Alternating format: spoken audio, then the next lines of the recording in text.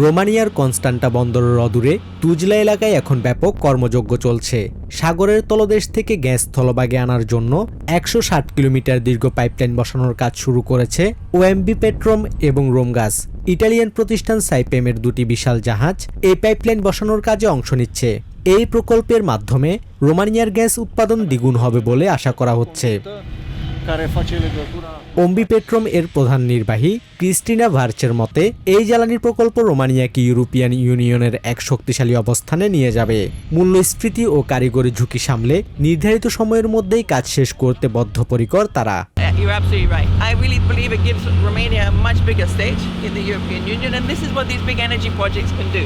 Neptune দ্বীপ প্রকল্পের জন্য কৃষ্ণ সাগরে এবছর ৫০টি জাহাজ কাজ করবে।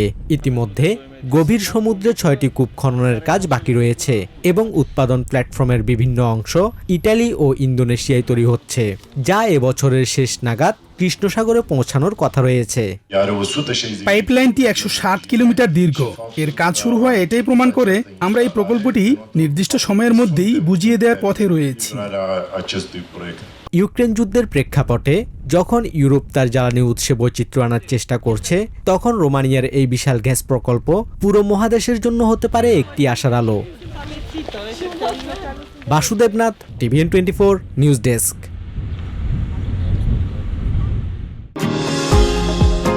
নিউ ইয়র্ক থেকে সম্প্রচারিত TVN24 টেলিভিশন বিশ্বজুড়ে বাঙালির কণ্ঠস্বর।